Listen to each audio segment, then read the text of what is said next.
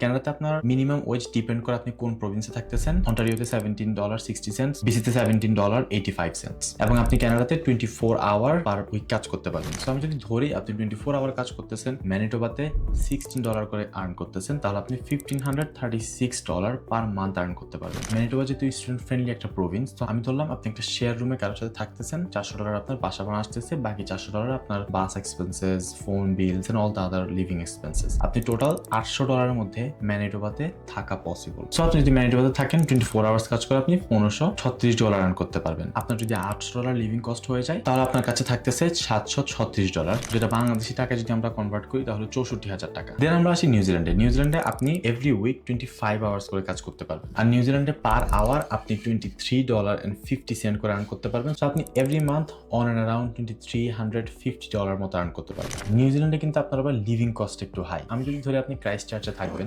আপনার স্টিল বাসা ভাড়া, থাকা, খাওয়া সহ আপনার লিভিং কস্ট $1,1100 মতো হয়ে যাবে। আমি যদি ধরি আপনার $1,000 হয়, আপনি আর্ন করতেছেন $2,350, আপনি স্পেন্ড করতেছেন $1,000, আপনার কাছে স্টিল $1,350 থাকতেছে এভরি মান্থ, যেটা যদি আপনি বাংলাদেশি টাকায় হিসাব করেন তাহলে অলমোস্ট 1 লাখ টাকার মতো হয়ে যাচ্ছে। আপনি যদি দেখেন যে আপনি মান্থলি কত টাকা সেভ করতে পারতেছেন পার্ট টাইম জব করে, ক্লিয়ারলি নিউজিল্যান্ড উইন করতেছে।